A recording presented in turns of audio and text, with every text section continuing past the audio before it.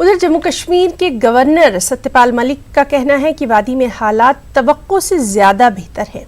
उन्होंने कहा कि वो इसके लिए लोगों के भी शुक्रगुजार हैं। गवर्नर ने कहा कि रियासत के नौजवानों के लिए अब भर्तियों के दरवाजे खोले जाएंगे। उन्होंने कहा कि रियासत के लोगों के मुफादात को नुकसान नहीं पहुंचने दिया जाएगा। न्यूज़ 18 के साथ खास बातचीत में गवर्नर ने कहा कि रियासत में दहशतगर्दी को खत्म किया जाएगा। हदबंदी मुकम्मल होने के बाद असेंबली इंतखाबात मुनक्किद कराए जाएंगे। सत्र को हटाए हुए 7 दिन का वक्त हो चुका है। आज हमारे साथ न्यूज़ 18 नेटवर्क पर एक्सक्लूसिवली बातचीत करने के लिए जम्मू कश्मीर के राज्यपाल सत्यपाल मलिक है। आपका बहुत बहुत स्वागत है। सर, 7 दिन बीत चुके हैं, आपके हिसाब से आपका असेसमेंट क्या कहता है? जम्मू कश्मीर के हालात कैसे हैं?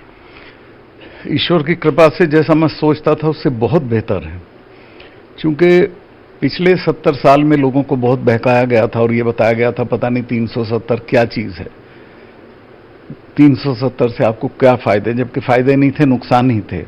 तो उसके हटने पे मैं सोचता था कि उपद्रवी लोग इसको मिसयूज करने में कामयाब होंगे, लेकिन यहाँ की जनता ने बहुत सहयोग किया और अभी तक एक गोली की छोड़िए, एक डंडा पुलिस को कहीं नहीं चलाना पड़ा है। आपसी बातचीत, भाईचारे से मना कर देते हैं, इधर मत जाओ, आदमी मान जाता है, उधर मत जाओ। और हमने ईद के पहले 2 दिन पूरी तरह से ऑलमोस्ट खोल के रखा। कर्फ्यू नहीं है यहाँ, सिर्फ 144 है और उसमें भी हम थोड़ा कंडक्ट करते हैं ट्रैफिक को, इधर मत जाओ उधर जाओ। लेकिन लोग खूब बड़ी तादाद में निकले, खूब खरीदारी हुई। और बड़ी बात यह थी कि हमने, चूंकि ईद पे एक ही शिकायत होती है, सप्लाईज नहीं है, बिजली नहीं है, पानी नहीं है। 24 घंटे हमने बिजली पानी दिया, सप्लाईज दी और हमने समझिए 2.5 लाख जानवर मंगाया था, 30 लाख पोल्ट्री मंगाई थी। और जो सिविल जो खाने की चीजें हैं वो सब हमने छोटे टेम्पोज में गलियों में भेजी, गलियों में 2 घंटे में खत्म हो जाती थी। इसके अलावा हमने जो 1600 कर्मचारी राउंड द क्लॉक इस ड्यूटी पे थे कि बिजली पानी की कोई दिक्कत ना हो। दवाइयों का, मैं खुद अस्पतालों में गया, 2 अस्पतालों में मैंने देखा राउंड द क्लॉक डॉक्टर्स वहां थे। उनके लिए हमने बसेस लगाई हुई थी घर जाने के लिए और उनके दवाइयां सब फ्री थी, बढ़िया इलाज हो रहा था, कहीं कोई शिकायत नहीं थी। और पूरे आप समझिए कि ईद की शाम तक और अभी तक कहीं एक जरा सी भी, जिसको सीरियस किस्म की वायलेंस कहते हैं, कहीं कुछ नहीं हुआ है। और मैं इसके लिए कश्मीर के लोगों को ही धन्यवाद देना चाहता हूं। हाँ, जरूर मैं सिक्योरिटी फोर्सेस को भी, और आपको जान के हैरत होगी कि जो कश्मीर की हमारी पुलिस है उसमें जो माइनॉरिटी के लोग हैं, किसी ने भी छुट्टी नहीं मांगी थी ईद के लिए। उनके साथ मिलकर हमारे अफसरों ने वहीं ईद मनाई, बड़ा खाना हुआ, सब हुआ, सब लोगों ने एक्सीलेंट बिहेवियर किया। सर, बात करें 370 की, अब क्योंकि सरकार ने यह बहुत बड़ा फैसला ले लिया है, लेकिन अब 7 दिन बीत चुके हैं, सरकार का ब्लूप्रिंट क्या है? आगे क्या होगा कश्मीर के लिए, आवाम के लिए, उनके विकास के लिए? देखिए, जो प्रधानमंत्री जी की स्पीच हुई है 80-90% तो उससे सारा कोहरा छट गया है, लोगों की समझ में आ गया। बेसिक इंटेंट, जो बेसिक नियत है प्रधानमंत्री की, वो ये है कि जम्मू कश्मीर को तरक्की की तरफ ले जाया जाए, जम्मू कश्मीर को नौजवानों को सौंपा जाए, पॉलिटी में, राजनीति में वो लोग आएं और इसको संभालें। और इसके अलावा सारे देश से यहाँ इन्वेस्टमेंट लाया जाए, जो कल उन्होंने कहा भी। और आपको जान के अच्छा लगेगा कि मुकेश अंबानी ने अपने को कमिट कर दिया कि मैं लद्दाख और जम्मू कश्मीर में इन्वेस्ट करूंगा। और इस तरह की बहुत क्वेरीज आ रही हैं। अभी हमारी इन्वेस्टमेंट समिट होने वाली है और हम ये उम्मीद करते हैं कि बड़े पैमाने पर देश भर से, विदेश से भी लोग यहाँ इन्वेस्ट करने आएंगे। नौजवानों को रोजगार मिलेगा। हम फौज की, पुलिस की, बीएसएफ की और सरकारी दफ्तरों की सब भर्तियां खोल रहे हैं। यहाँ के बच्चों का हम कोई हक नहीं मरने देंगे। दाखिलों में हमें डोमिसाइल लगाना होगा, वो लगाएंगे।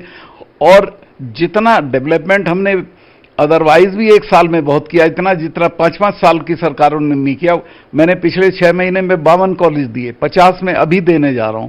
जूनियर हाई स्कूल्स थे, उनको हमने 238 को ओवरनाइट अपग्रेड किया। जितने यहाँ रुके हुए काम थे, सड़कों के, नाली के, पुल के, नहरों के, उस सब में हमने बड़े पैमाने पे बैंकों से लेके रुपया दिया और वो मुझे लगता है 6 महीने में सब योजनाएं कंप्लीट हो जाएंगी। हमने अपने अफसरों को गांवों में भेजा, उनको, जिसका बहुत बढ़िया रिएक्शन हुआ। पीएम ने अपनी स्पीच में उसका जिक्र किया है। गांव से वो हमने उनको एक परफॉर्मा दिया था, क्या काम हुआ क्या नहीं हुआ, कौन योजना लागू हुई, किसी को वृद्धावस्था पेंशन मिल रही है कि नहीं, प्रेग्नेंट औरत को सुविधा है कि नहीं, तो वो सब लाएं, उसका असेसमेंट कर रहे हैं, जरा से दफ्तर वगैरह खुल जाएं, उसको पूरा करके फिर गांवों में जाएंगे। तो हम एक तरह से जम्मू कश्मीर और लद्दाख दोनों में बड़े पैमाने पे सबसे पहला काम हम 15 अगस्त के बाद, ये इसमें फंसे 15 अगस्त के बाद बड़े पैमाने पे समझाएंगे कि इसका आपको क्या फायदा नुकसान था और हटने का क्या फायदा नुकसान है। जब ये चीज सेटल हो जाएगी लोगों के जहन में, तो वो अब तरक्की की तरफ चल पड़ेंगे और हम उनको बहुत आगे तक ले जाएंगे। आपने अपनी जिक्र किया कि दाखिलों में अगर डोमिसाइल लाना पड़े तो हम लाएंगे, क्या दाखिलों के अलावा भी कुछ एरियाज में आप डोमिसाइल लाएंगे, कुछ ऐसा प्लान है? हम जम्मू कश्मीर के लोगों के बेसिक जो उनकी रिक्वायरमेंट्स हैं, नौकरियों के हैं, दाखिले के हैं, इन सब में उनके हितों को कोई नुकसान नहीं पहुंचने देंगे। अच्छा, आपकी जानकारी के लिए मैं आपको बताना चाहूंगा कि न्यूज 18 नेटवर्क ने एक सर्वे किया था जम्मू कश्मीर और लद्दाख में जाकर, कई लोगों से बात की गई और हमारा सर्वे यह कहता है कि 69% लोगों ने सरकार के फैसले का स्वागत किया है और कहा यह एक सही फैसला है। आपको क्या लगता है कि ये जो आंकड़ा है ये कितना सही है? ये बिल्कुल सही है और ये रोज बढ़ रहा है। ये 69% जो है आपका रोज बढ़ रहा है। जैसे जैसे लोगों को भ्रांतियां दूर हो रही हैं, दुष्प्रचार खत्म हो रहा है, हम समझा पा रहे हैं कि ये फायदा है, तो बहुत जल्दी ये 100% हो जाएगा। वहीं आपको ये भी बताना चाहेंगे कि जब हम खुद श्रीनगर में थे, हम लोगों से मिले, हम शिकारे वालों से मिले, हाउस बोट ओनर्स से मिले, तो टूरिस्ट सीजन के दरमियान ही टूरिस्ट का यहां से जाना, अमरनाथ यात्रियों का यहां से लौटना, कहीं ना कहीं सीधे उनके बिजनेस पर उसका असर पड़ा है।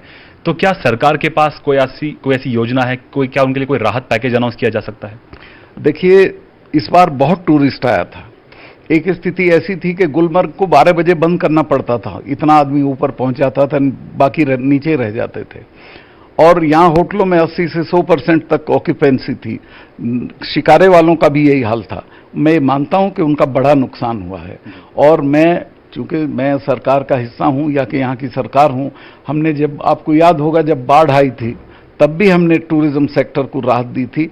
इस बार भी हम पहले उनको बुला के बात करेंगे वो क्या क्या चाहते हैं और जो राहत उनको दे सकते हैं वो देंगे। वहीं आम लोगों की बात करें तो रेस्ट्रिक्शंस हमें कई जगह पर देखने को मिली। सेक्शन 144 भी अभी लगातार एक तरह से चल रहा है। इसी बीच कुछ जगह पर ढील भी दी गई है, लेकिन आम लोगों के लिए जो आना जाना हो या टेलीकम्युनिकेशन की बात करें, फोन लाइंस अभी नहीं चल पा रही हैं, मोबाइल फोन्स नहीं चल पा रहे हैं, वो रिस्टोर होने में कितना टाइम लगेगा? देखिए, मोबाइल फोन्स तो हम अभी चालू कर दें, लेकिन मोबाइल फोन्स शरारती और एंटी नेशनल लोगों के हाथ में बड़ा हथियार है। इसी के जरिए वो मोबिलाइजेशन करते हैं, इसी के जरिए इंडोक्ट्रिनेशन करते हैं, इसी के जरिए अफवाहें फैलाते हैं, इसी के जरिए वायलेंस का न्योता देते हैं। तो ये बड़ा भारी हथियार है पाकिस्तान के हाथ में और हमारे यहाँ के जो शरारती लोग हैं। जैसे ही हमें लगेगा कि चीज़ें स्टेबल हो रही हैं, हम खोल देंगे, हमें कोई शौक नहीं। मुझे भी दिक्कत हो रही है उससे, तो मुझे भी सुविधा नहीं है मोबाइल की। लेकिन हमने ये किया है कि जो सीआरपीएफ की एक वो है स्कीम, जिसमें उन्होंने एक नंबर दिया है, मददगार, वो खुल गया है और उस पे उसको हजारों लोगों ने यूज किया है। फिर हमारे डीसी के ऑफिस में लाइन्स हैं, उसको भी 500-700 लोग रोज यूज कर रहे हैं। वहीं इसी बीच जो जम्मू कश्मीर की जो मेन स्ट्रीम पॉलिटिकल लीडरशिप है, उनको भी हाउस अरेस्ट किया हुआ है, कुछ लोगों को डिटेन किया हुआ है। क्या उनकी रिहाई को लेकर भी कुछ विचार चल रहा है? अभी तो बेचारों को 10 बेचारे तो मैं गलत कहा, हम सम्मानित लोग हैं सब। अभी तो हफ्ता 10 दिन भी नहीं हुआ, हम तो 1.5 साल रहे हैं जेल में। तो किसी कॉज के लिए या समाज के बेहतरी के लिए या शांति के लिए 10, 20, 50 दिन रहना पड़े तो रहना चाहिए। उनको बहुत ही एक तरह से संभाल के कायदे से रखा गया है, उनकी सब सुविधाएं पूरी की जा रही हैं। सिर्फ उनको लोगों में जाके भड़काने की इजाजत नहीं है, बाकी सब कुछ उनको मिला हुआ है, कोई दिक्कत नहीं है। चूंकि आप देखते होंगे 370 हटाने के एक हफ्ता पहले महबूबा जी ने किस तरह लोगों में जाके जहर फैलाया, कितनी हिंसा की बातें की कि कोई हाथ लगाएगा तो उसका शरीर भस्म हो जाएगा। तो अब इसकी इजाजत तो ऐसी परिस्थितियों में नहीं दी जा सकती है। तो थोड़ा चीजें स्टेबल हो जाएं, कुछ उनकी भी समझ में आए, तो हमें कोई शौक नहीं है एक भी दिन किसी को जेल में रखने का। वहीं आपने ये भी कहा कि युवाओं को भी मौका मिलना चाहिए कि वो राजनीति में आए, तो क्या तस्वीर बदलेगी उससे? अगर युवा, कश्मीरी युवा, आम जो लोग हैं, अगर वो पॉलिटिक्स में आते हैं, तो जो एक ट्रेडिशन यहाँ चलता आ रहा है, 2 ही परिवारों से यहाँ पर सीएम बनते आ रहे हैं, तो क्या उससे तस्वीर बदलेगी? देखिए, कश्मीर का सौभाग्य होगा अगर यहाँ के लड़के आगे बढ़ के और इसकी बागडोर अपने हाथ में ले लें। और कश्मीर देश का टॉप स्टेट होगा अगर लड़कों के हाथ में। आपने देखा जेपी के मूवमेंट में जो नई लीडरशिप सब स्टेट्स में आई, उन्होंने कितना कमाल किया, कितने अच्छे अच्छे लोग उसमें आए, खराब भी आए एक आध, लेकिन ज्यादातर अच्छे लोग आए और उन्होंने अपनी अपनी स्टेट्स को संभाला, पॉलिटी को शुद्ध किया, ठीक किया। यहां भी अगर नए लड़के आते हैं, नए लोग आते हैं, और मुझे लगता है जनता भी ये चाहती है कि चेंज हो, क्योंकि पुराने लोगों से मैं ये मेरा काम नहीं है मैं उन पे कमेंट करूं, लेकिन आप सड़क पे पूछ सकते हो, लोग इसको वेलकम करेंगे अगर नए लोग आके राजनीति को अपने हाथ में लें। वहीं कांग्रेस विपक्ष की तौर से लगातार बयानबाजी हो रही है, और अभी आपने देखा भी होगा कि पूर्व गृह मंत्री चिदम्बरम की तरफ से भी एक बयान आया था, उस पर आप क्या कहेंगे? देखिए साहब, कांग्रेस मुझे लगता ही नहीं पार्टी की तरह बिहेव कर रही है। कांग्रेस के बहुत जो अच्छे लोग माने जाते हैं उन सबों ने 370 की सपोर्ट की है।